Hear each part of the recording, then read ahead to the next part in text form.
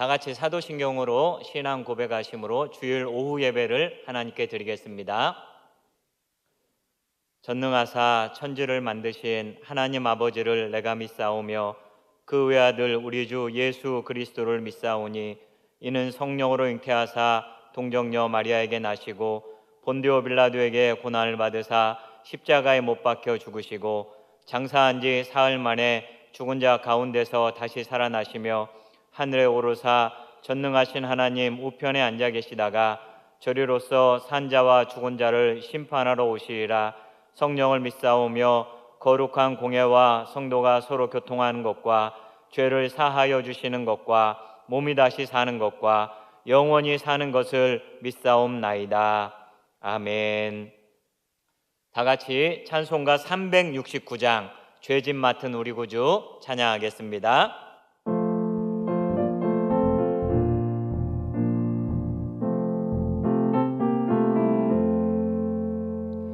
죄짐 맡은 우리 구주 어찌 좋은 친구인지 걱정 근심 무거운 짐 우리 주께 맡기세. 주께 고함 없는 고로 복을 받지 못하네. 사람들이 어찌하여 아랠 줄을 모를까.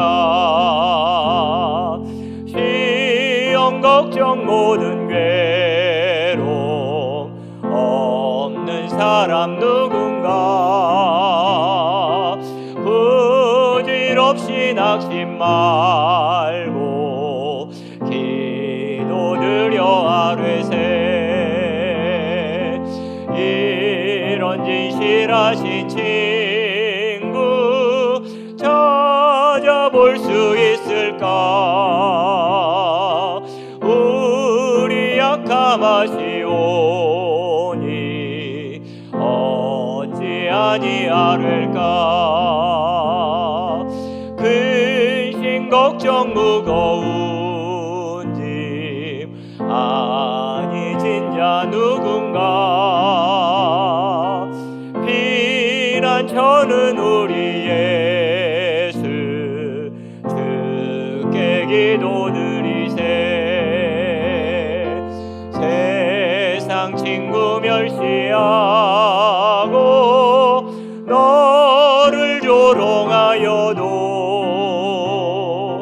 예수 품에 안기어서 참된 위로 받겠네.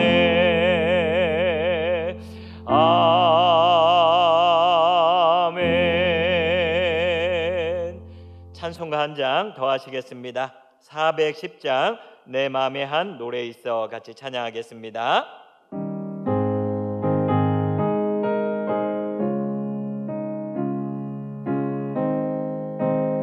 내 맘에 한 노래 있어. 내 맘에 한 노래 있어. 나 즐겁게 늘 부르네. 이 노래를 부를 때에 큰 평화 임하도다.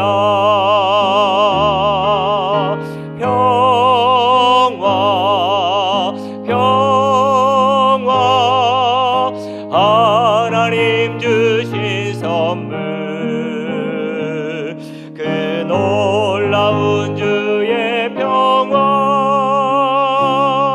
하나님 선물일세. 주 십자가 지심으로 날 구원해 주셨으며 고난받아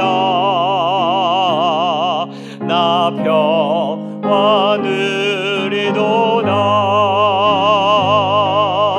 평화 평화 하나님 하나님 주신 선물 그 놀라운 주의 평화 하나님 선물일세 나 주님께 영광 돌려 참 평화가 넘치도다 주 하나님 은혜로서 이 평화는 이도다 평화 평화 하나님 주신 선물 그 놀라운 주의 평화 하나님 선물일세 이 평화를 얻으려고 주 앞으로 나아갈 때 주 예수님 우리에게 이 평화 주시도다 평화 평화 하나님 주신 선물 그 놀라운 주의 평화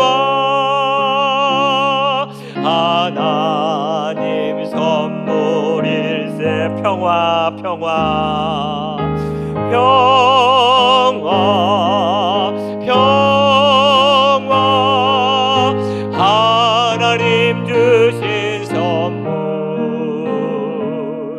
그 놀라운 주의 평화 하나님 선물일세 아멘. 교회 소식을 말씀드리도록 하겠습니다. 저희는 지금 온라인으로 가정에서 예배를 드리고 있습니다. 새벽 기도회는 4시 30분에 영상이 올라가고요. 수요 예배는 오전 중에 영상이 올라갑니다. 여러분이 각 가정에서 또 삶의 터전에서 영상으로 예배를 잘 참여해 주시면 감사하겠습니다. 목장 예배도 여러분이 각 가정에서 정성껏 온 가족이 한자리에 모인 가운데 드려주시면 감사하겠습니다. 당분간 모든 모임과 또 훈련은 연기가 됩니다. 조속하게 재개될 수 있기를 기도합니다.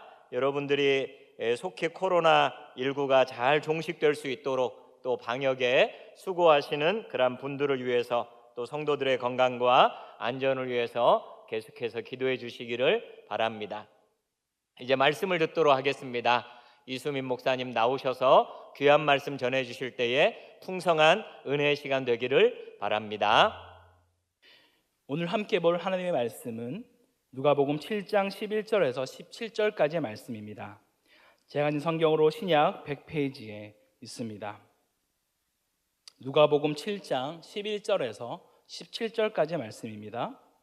다 찾으셨으면 한 절씩 교독하고 마지막은 합독하도록 하겠습니다. 제가 먼저 11절 읽겠습니다.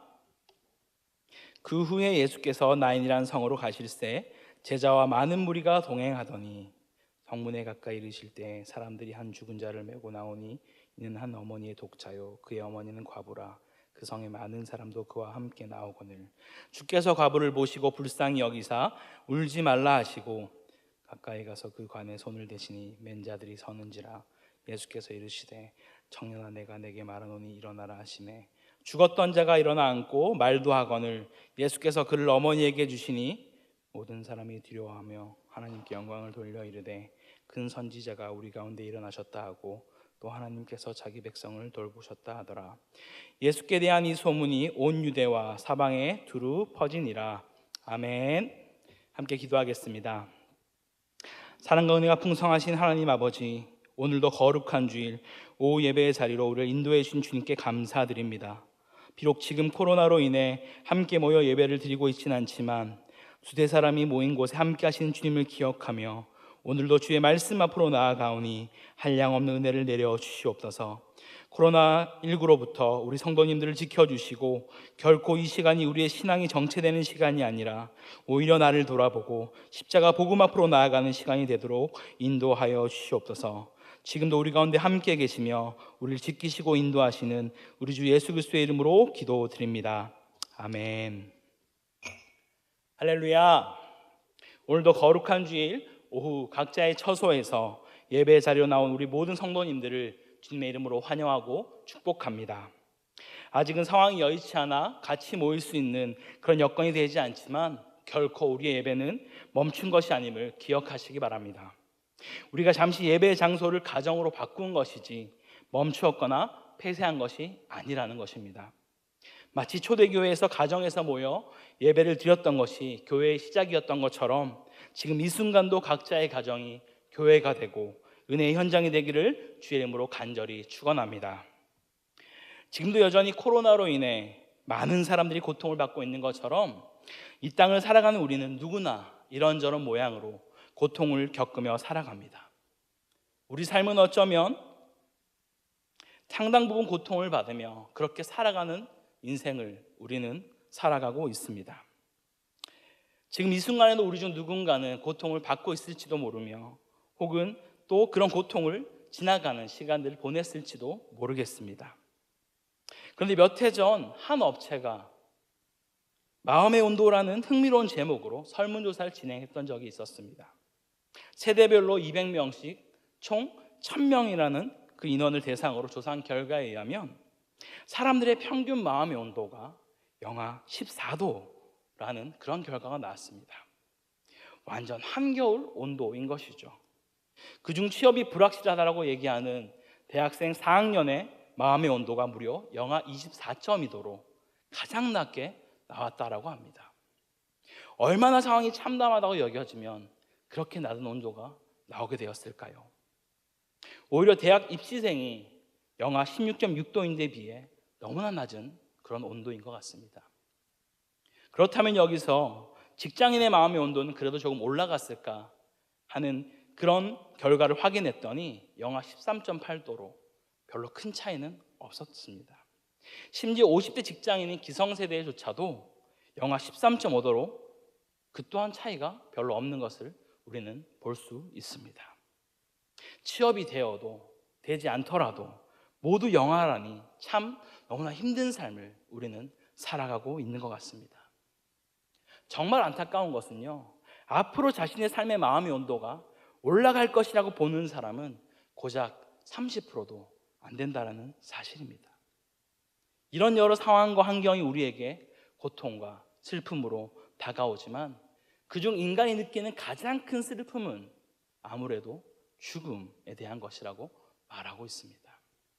그 죽음 중에서도 제일 슬픈 죽음은 자식의 죽음입니다. 옛말에 부모가 죽으면 땅에 묻지만 자식이 죽으면 마음에 묻는다라고 했습니다. 그만큼 부모보다 자식이 먼저 죽는 것이 고통스럽고 힘들며 슬픈 일은 없다라는 것을 우리 가운데 말해주는 것 같습니다. 제가 오래전에 제 친구의 오빠가 교통사고로 인해서 사망한 적이 있어 빈소에 방문했던 적이 있었습니다. 그때 친구 어머니가 저희들이 왔다고 아들의 빈소에 우리를 소개하시면서 통곡했던 그 모습을 지금도 잊을 수가 없습니다. 정말 부모가 돌아가셨을 때 우는 것과는 비교할 수 없는 그런 깊은 통곡의 그런 울음이 있었습니다. 그런데 마침 오늘 본문에 바로 이러한 고통을 가진 한 여인이 나오게 됩니다. 특별한 이름도 언급하지 않고 나인성에 사는 과부라고만 그렇게 성경은 소개하고 있습니다. 오늘 이 고통 속에 있는 여인에게 바로 주님이 찾아가시는데요, 이것을 통해 주님이 우리에게 무엇을 말씀하고 싶으신지 함께 계속해서 살펴보겠습니다. 누가복음의 저자는 모두 알고 계신 것처럼 누가입니다. 그리고 이 누가복음은 마태, 마가를 포함해서 공간복음에 속해 있는데요, 그중 많은 사건들이 이 세 복음서 안에서 반복적으로 언급되지만 오늘 우리가 읽은 이 본문은 유일하게 누가복음에만 기록되어 있습니다. 특히 7장은요, 처음부터 예수께서 치유하는 사역을 시작으로 진행되는 것을 우리는 볼 수 있습니다. 우리가 잘 알고 있는 백부장의 종을 치유한 그 이야기가 먼저 나오게 되고요, 이어서 그 후에라고 하며 오늘 본문은 이어지고 있습니다. 본문을 보게 되면 예수님은 나인이라는 성읍으로 제자들과 함께 가는 길에 한 장례 행렬을 만나게 되는 것이죠. 생명의 길로 인도하는 그 예수님이 죽음의 행렬과 마주하게 된 것입니다. 이것이 오늘 우리가 읽은 본문의 시작입니다. 먼저 11절을 보면요, 이 본문의 배경과 상황을 잘 설명해 주고 있습니다. 위에서 언급했지만 예수님께서는 제자들과 함께 가버나움에서 백부장의 종을 고쳐주고 난 후에 이동하고 있는 그런 모습입니다. 이때 나온 이 무리들은 아마 아주 기세등등한 모습으로 주님과 함께라면 뭐든 할 수 있을 거라는 그런 당당함을 가지고 그렇게 이동하고 있었을 것입니다. 그런 그들이 바로 성으로부터 나오는 한 장례 행렬을 만나게 되는 것이죠. 그 내용은 다음 12절에 있습니다. 우리 함께 12절을 같이 읽어보겠습니다. 시작. 성문에 가까이 이르실 때에 사람들이 한 죽은 자를 메고 나오니 이는 한 어머니의 독자요 그의 어머니는 과부라. 그 성에 많은 사람도 그와 함께 나오거늘. 아멘. 12절을 보게 되면 성문에 가까이 이르렀을 때 사람들이 한 죽은 자를 메고 나오는데 이는 한 어머니의 독자요 그의 어머니는 과부라 라는 설명을 하고 있습니다. 사실 이러한 표현이요, 그냥 있는 사실 그대로를 받아들일 수도 있지만 굳이 성경에서 이렇게 독자이면서 과부임을 표현하는 것은 그 상황을 다시 한번 정확하게 말하기 위함인 것입니다. 그 당시 과부는 혼자서 경제생활을 할 수 있는 상황과 문화가 아니었기 때문입니다. 그래서 그 과부에게는 유일하게 하나뿐인 이 아들이 생명보다 소중한 존재였는데 그런 아들을 그만 잃고 만 것입니다. 이렇게 엄청난 고통 속에 있는 사람이 바로 오늘 본문에 나온 이 여인입니다. 그래도 그나마 다행인 것은 마을 사람들이 이 모자를 외면하지 않고 함께 그 행렬에 동참해주고 있다라는 것입니다.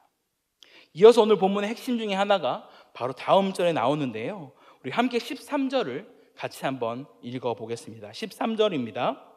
주께서 과부를 보시고 불쌍히 여기사 울지 말라 하시고. 13절 본문에서 예수님은 과부를 보시고 처음으로 품으신 마음은 바로 불쌍히 여기는 것이었습니다. 예수님께서는 이미 그들이 어떤 상황에 있는지 알고 계셨기 때문에 그들을 불쌍히 여기는 마음이 있으셨던 것입니다. 특히 이 마음은요, 단순히 동정 정도의 차원이 아니라 창자까지 뒤틀려지는 이라는 의미가 있을 정도로 그러한 마음으로 예수님은 과부의 슬픔을 바라보셨고 그 비통함과 연민을 느끼셨던 것입니다. 이처럼 성경은 계속해서 죽은 아들보다 그런 어머니의 고통에 더 초점을 맞추고 있다라는 것이죠. 주님도 이 여인께 지금 주목하고 있다라는 것입니다. 그런 후에 이어서 하시는 말씀이 무엇입니까? 울지 말라라고 말씀하십니다. 여러분, 초상집에 가서 보통 우리가 슬픔에 찬 가족들에게 어떠한 말을 건네십니까? 일반적으로는 공감하는 그런 표현들을 주로 말할 것입니다. 그런데 오늘 본문의 예수님은 그들에게 뭐라 말씀하셨죠? 네, 울지 말라라고 말씀하셨습니다. 아니, 지금 부모도 아닌 자식이 죽은 이 마당에 울지 말라라고 하는 이 말은 정말 모순처럼 보여집니다. 그럼 주님은 왜 이런 말씀을 그녀에게 하셨을까요? 너무 철이 없고 세상 물정을 몰라서 분위기 파악도 못한 채로 왜 이렇게 울고 있어? 울지 마. 그런 표현으로 말씀을 하신 것일까요? 아니면 울고 있는 그녀에게 다가가 엄청난 대안이나 희망을 줄 수 있어 그녀의 슬픔과 웃음을 기쁨과 웃음으로 바꿀 수 있어 이렇게 말씀하신 것일까요? 물론 우리 예수님은 후자일 것입니다. 그래서 주님은 이어서 어떤 행동을 하십니까? 14절 말씀입니다. 우리 함께 14절 말씀을 같이 한번 읽어보겠습니다. 가까이 가서 그 관에 손을 대시니 맨 자들이 서는지라. 예수께서 이르시되 청년아 내가 내게 말하노니 일어나라 하시매. 아멘. 14절을 보면요, 예수님은 그 장례 행렬에 가까이 가셔서 관에 손을 댑니다. 그러자 그 행렬은 멈추게 되는 것이죠. 여러분, 구약에서부터 이들이 생명보다 더 중히 여기며 지켜온 것이 있다면 바로 율법입니다. 즉 그들은 죽은 시체를 만지는 것은 아주 부정한 일이며 결탄코 하지 않는 그러한 일이었습니다. 그래서 특별한 몇 사람들만 그 시체를 만졌고 메고 갔던 것이죠. 그런데 그런 상황 속에서 예수님은 그 관에 손을 댄 것입니다. 아니, 엄밀히 말하면 이 관은 오픈된 관이므로 직접 시체에 손을 가져다 댄 것입니다. 즉 예수님은 이들 문화 안에 오랫동안 뿌리내린 그 율법과 관습을 뛰어넘는 행동을 이들 가운데 보여주고 있다라는 것입니다. 마치 마태복음에 나오는 나 환자를 치료하실 때도 주님은 충분히 말씀으로도 고칠 수 있으셨지만 그 환부를 직접 만지시며 그 병을 낫게 하신 것처럼 이러한 모습을 우리 가운데 보여주고 있다라는 것입니다. 이처럼 예수님의 이런 행위는 단순한 몸짓이 아니라 그들의 아픔과 슬픔에 직접 동참하기 위해 다가가신 그러한 행위였던 것입니다. 또한 예수님은 이렇게 관에 손을 대고 과부를 바라보면서 곧 다가올 자신의 죽음과 남겨질 어머니를 떠올렸을지도 모르겠습니다. 그러하기에 예수님은 이 아픔과 슬픔에 더 깊이 참여했을 것 같습니다. 그리고 예수님은 뭐라 말씀하시나요? 청년에게 내가 내게 말하노니 일어나라 라고 말씀하십니다. 이것은 단순한 표현이 아니라 13절, 이 누가복음 13절에서 처음으로 예수를 주라고 표현하면서 만물의 주인 되신 그 예수님의 건의로 그 죽은 자를 오직 단 한마디의 말로 다시 일으키는 것입니다. 할렐루야. 그러자 그 말을 들은 청년은 자던 자처럼 일어나게 됩니다. 즉 죽은 자를 살린 이적을 그들 가운데 보여주신 것입니다. 결코 그들을 향한 사랑이 없었다라면 주님은 이러한 행동을 하지 못하셨을 것입니다. 또한 주님께서 그 능력의 오른팔로 그를, 그 말씀으로 그를 일으켰다라는 것이죠. 이러한 주님이 지금 우리의 삶에도 동일하게 일하고 계심을 믿으시기 바랍니다. 여러분, 주님은 성령에서만 살아 역사하시는 분이 아니라는 것입니다. 지금도 고통받고 있는 우리 가운데 동일하게 찾아오셔서 그 고통에 동참하시며 우리를 위로하시고 죽어있는 우리의 영을 살려주시는 것입니다. 할렐루야. 그렇다면 주님은 이 이야기를 통해 우리 가운데 무엇을 말씀하고 싶었던 것일까요? 첫째, 우리 삶에는 피할 수 없는 고통이 있다라는 것입니다. 즉 그 고통은 이미 지나간 사람도 있고요, 아직 오지 않은 사람도 있으며 지금까지 겪지 않았다면 미래는 반드시 오게 될지도 모르겠습니다. 이처럼 고통은 우리의 삶 속에 실제한다라는 것이죠. 그런데요, 많은 이들이 기독교를 조금 오해하고 있습니다. 어떻게요? 하나님을 믿으면 우리의 모든 고통은 다 사라질 것이라고 말하는 것이죠. 예수를 믿으면 병이 낫는다, 문제가 해결된다, 평탄해진다, 모든 것이 잘 풀릴 것이라고 그렇게 이야기를 합니다. 물론 아주 틀린 이야기는 아닙니다. 하지만 성경 어디에도 하나님을 믿기만 하면 원하는 것을 다 얻게 된다라는 말은 없다라는 것입니다. 물론 기도로 병이 낫기도 하고 문제가 풀리기도 하지만 기독교는 결코 하나님만 믿으면 모든 고통이 없어지고 모든 문제가 해결된다라고 그렇게 말하지 않는다라는 것입니다. 오히려 고통과 슬픔이 나에게 있다라고 겸허히 인정할 때 우리는 예수께서 우리의 그 고통에 함께하고 계심을 비로소 보게 되는 것입니다. 어쩌면 우리 중에 가장 수많은 고통과 수모를 당한 건 우리 중 그 누가 아니라 2000년 전 우리를 위해 이 땅 가장 낮은 곳에 오셔서 결국 십자가에 못 박혀 죽으신 그 독생자 예수 그리스도인 것입니다.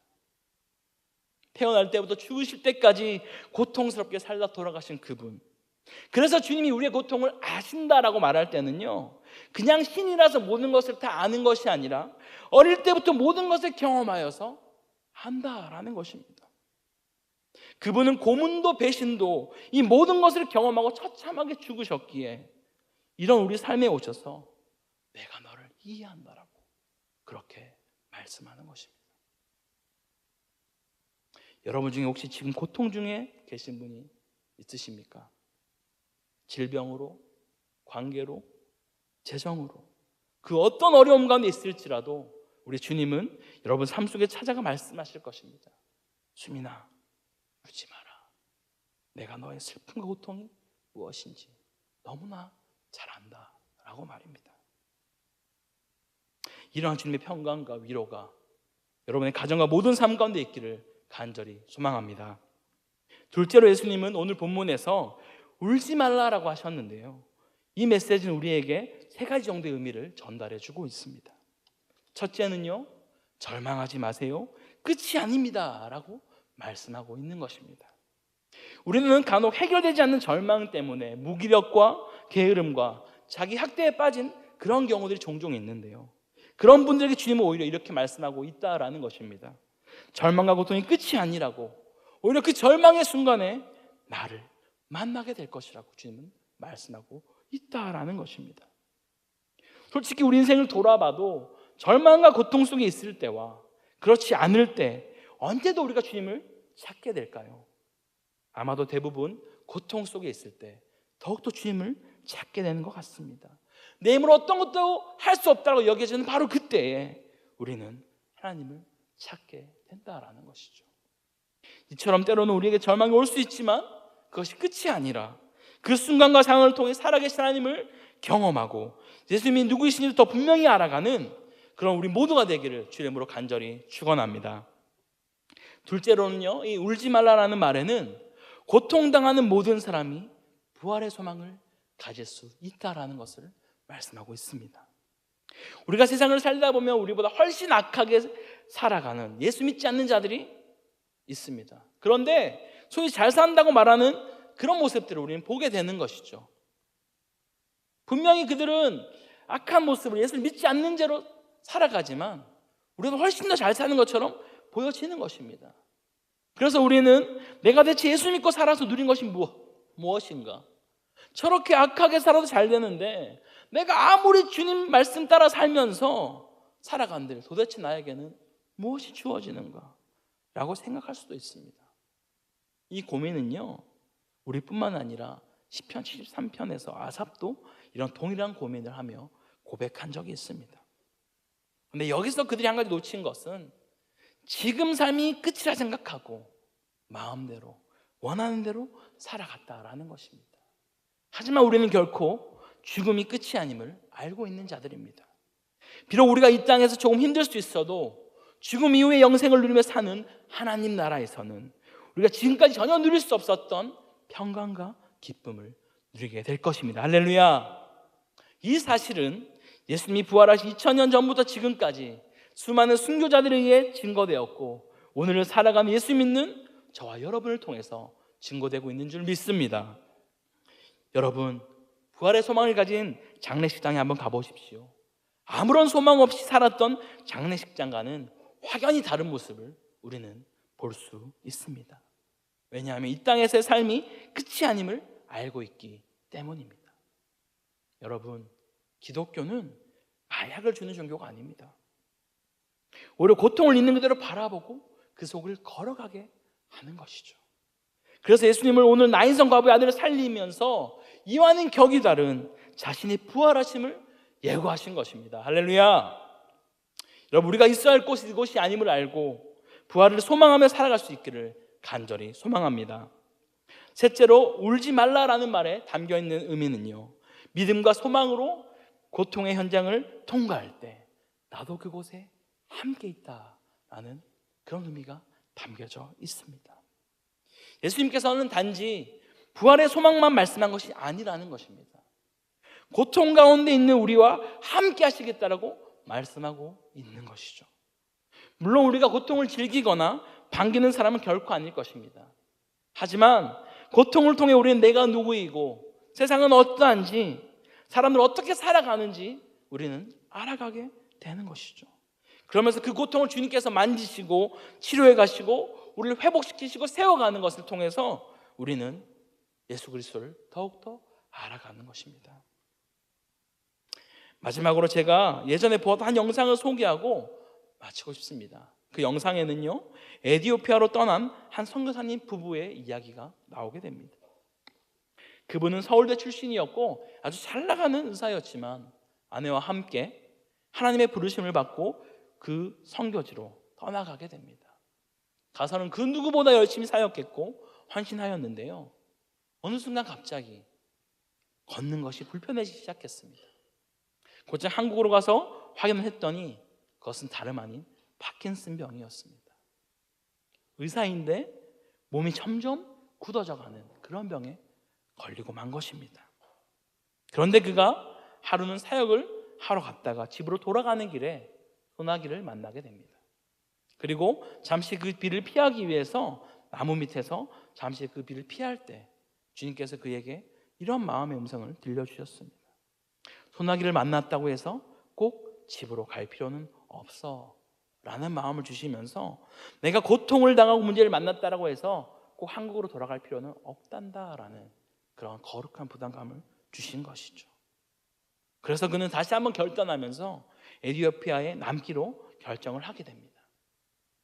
물론 이 결정도 참 놀랍지만 더 놀라운 것은 그가 울먹이며 이렇게 고백한 것입니다.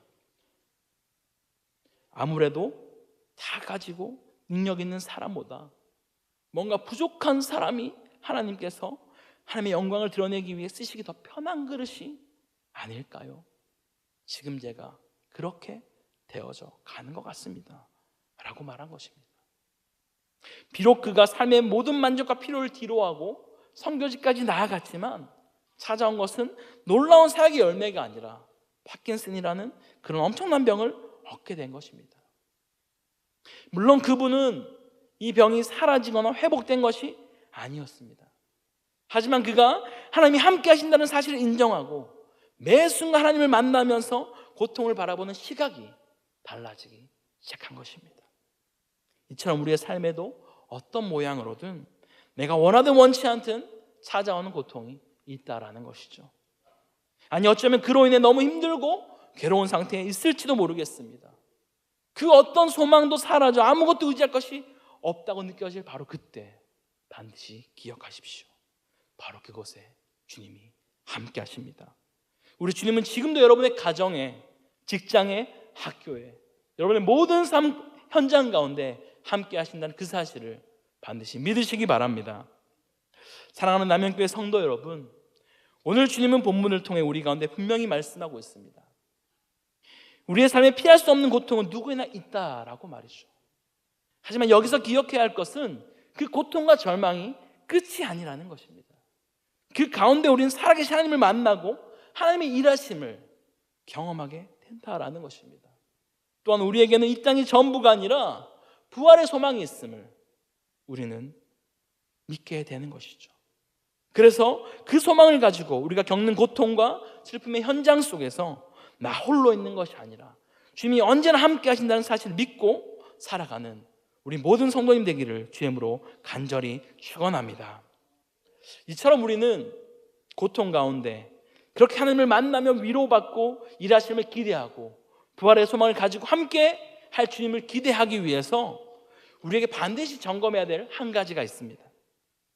우리를 위로하신 하나님, 함께 하신 하나님, 부활의 소망을 주시는 주님이라는 것을 기대할 때 반드시 점검해야 하는 것은 무엇이냐면요, 바로 그 하나님이 정말 내 삶의 유일한 소망이라고 믿고 있는가입니다.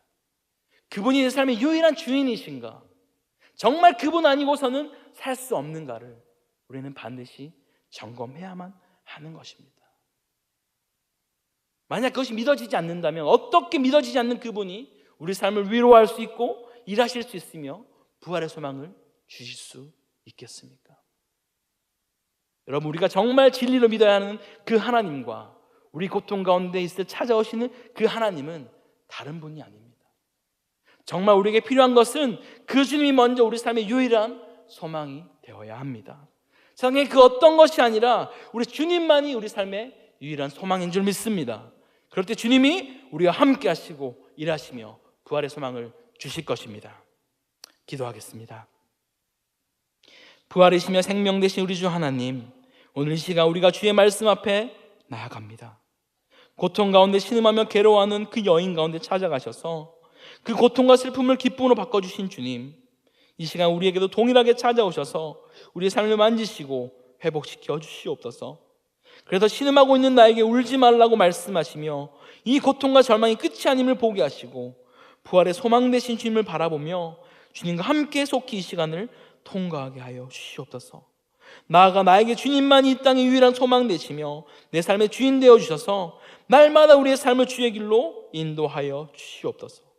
지금도 온 열방이 코로나19로 인하여 신음하고 있는 이때에 소망 되신 주님을 바라보게 하시고 이 고통의 순간이 속히 지나가게 하여 주시옵소서. 바라건대 우리가 모여서 예배하는 것이 얼마나 소중한 것인지 깨닫게 하시고 마당만 밟고 이슬로만 경외하는 그런 자가 아니라 내 삶의 그 어떤 시간보다도 주님을 만나는 이 시간을 소중히 여길 줄 아는 그런 주의 백성으로 인도하여 주시옵소서. 이 시간 주님 앞에 귀한 예물 드린 손길 있습니다. 주께서 그 예물을 통해 하나님의 나라가 확장되어지고 복음이 전파되어오는 곳에 귀하게 사용하여 주시옵소서. 지금도 우리를 살아 역사하시는 우리 주 예수 그리스도의 이름으로 기도드립니다. 아멘. 다 같이 380장 찬양 드리겠습니다.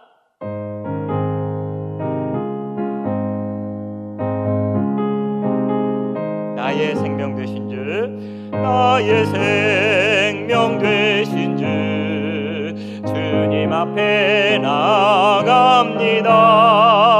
주의 흘린 보혈로 정케하사 받아주소서. 날마다 주를 찬송하겠네. 주의 사랑 줄로서 나를 굳게 잡아 매소서. 괴로운 세상 지낼 때 나를 인도하여 주소서. 주를 믿고 나가며 나의 길을 잃지 않겠네. 날마다 주를 찬송하겠네. 주의 사랑 줄로서 나를 굳게 잡아 매소서.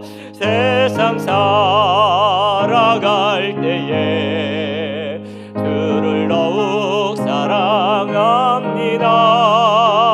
밝고 빛난 천국에 나의 영혼 들어가겠네. 날마다 주를 찬송하겠네. 주의 사랑 줄로서 나를 굳게 잡아 매서 날마다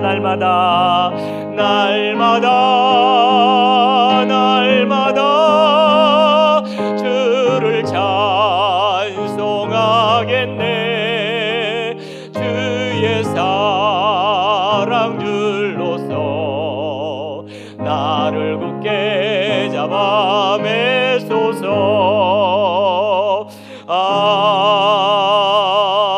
아멘. 기도하겠습니다. 이제는 우리 구주 예수 그리스도의 은혜와 하나님 아버지의 다함없는 사랑과 성령님의 감동감화 위로교통 충만하심의 역사가 어떤 고통 속에서도 일하시는 하나님을 만나고 그 하나님과 동행하며 살기를 소원하며 다짐하며 예배하는 사랑하는 주의 백성들 머리 위에 이제로부터 영원토록 함께 있을지어다. 아멘.